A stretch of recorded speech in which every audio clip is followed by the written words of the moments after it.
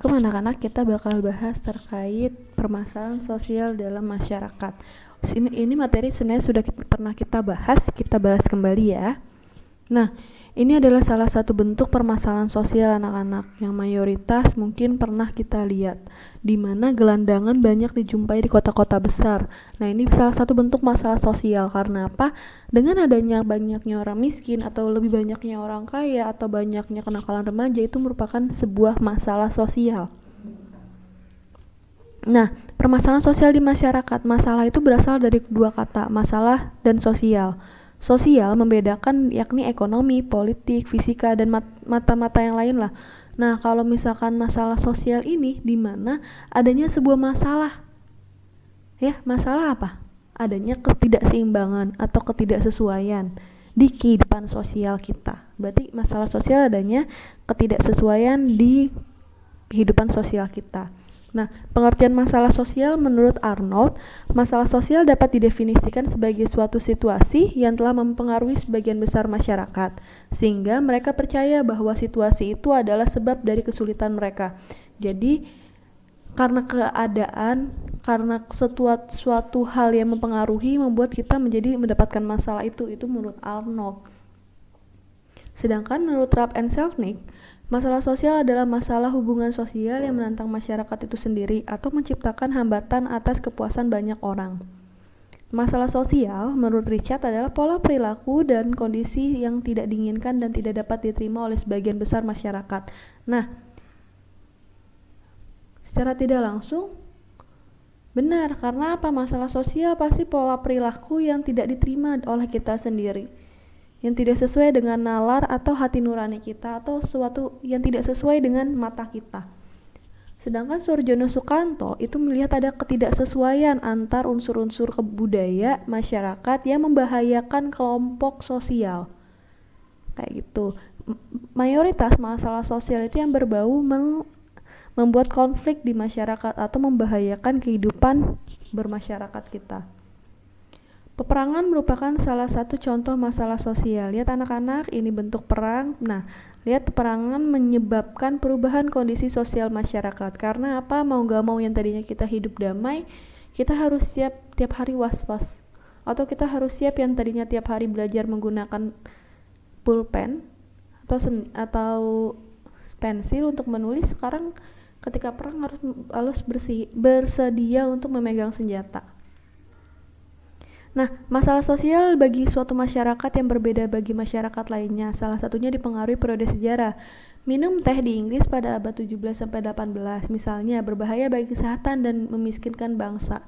Sedangkan teh itu tidak bisa dinilai, oh karena minum teh jadi memiskinkan bangsa, kan enggak. Buktinya kita, coba ibu mau tanya, siapa yang sakit? Pasti orang tuanya bilang gini, udah minum teh hangat dulu. Ayo, siapa yang enggak? Siapa yang pasti disuruh seperti itu? Pasti semuanya disuruh seperti itu kan, semua orang tua kalian. Nah, ada teori tentang masalah sosial. Pertama ada teori fungsionalisme, di mana semua bagian masyarakat, keluarga, ekonomi, dan sekolah mempunyai fungsi-fungsinya masing-masing. Contohnya, sekolah berfungsi untuk menjadi lembaga pendidikan kalian, pasar untuk jual beli, masjid untuk tempat ibadah. Itu fungsinya. Kayak misalkan mulut berfungsi buat apa? Untuk berbicara. Hidung berfungsinya untuk apa? Untuk menghirup udara. Mata fungsinya untuk melihat. Nah, itu fungsi-fungsi yang ada di masyarakat, namanya dikenal dengan teori fungsionalisme. Kalau teori konflik adalah masalah sosial yang timbul dari berbagai macam konflik sosial. Hal yang paling penting dan umum adalah konflik kelas, konflik etnik, dan konflik gender. Konflik ini bisa dinilai dengan ketidaksesuaian dengan kita atau tidak kesamaan dengan kita. Ketika kamu marah-marah pun itu bisa dikenal dengan konflik. Selanjutnya ada teori interaksionalisme simbolik, di mana teori interaksionalisme simbolik ini interaksinya menggunakan simbol. Contoh, kamu berinteraksi sama orang tersebut menggunakan hijab. Hijab merupakan sebuah simbol yang menandakan bahwa dia orang Islam. Maka ketika kamu berbicara dengan dia, kamu tidak tahu bahwa dia orang Islam.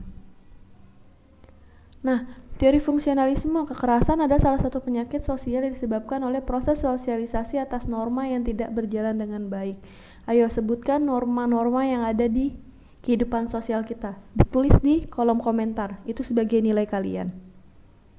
Selanjutnya, teori interaksi simbolik ini berjalan apabila kedua belah pihak menganggap perilaku satu sama lain adalah sesuatu yang ramah. Jadi, interaksi simbolik ini akan berjalan dengan lancar kalau orang tersebut tektok ngomongnya sama kita. Namanya interaksi ya, berarti dua orang atau lebih, nggak mungkin sendirian. Kalau sendirian ngomong sendirian namanya apa? Nah, ada faktor penyebab masalah sosial. Pertama, ada faktor ekonomi. Ya, menyebabkan masalah sosial adalah kemiskinan ya, nggak jauh-jauh dari uang. Contohnya di COVID-19 ini banyak sekali PHK, para pekerja yang mengalami PHK. Itu bisa menyebabkan kegoncangan di faktor ekonomi. Selanjutnya ada faktor biologis. Faktor biologis ini adalah penyakit menular.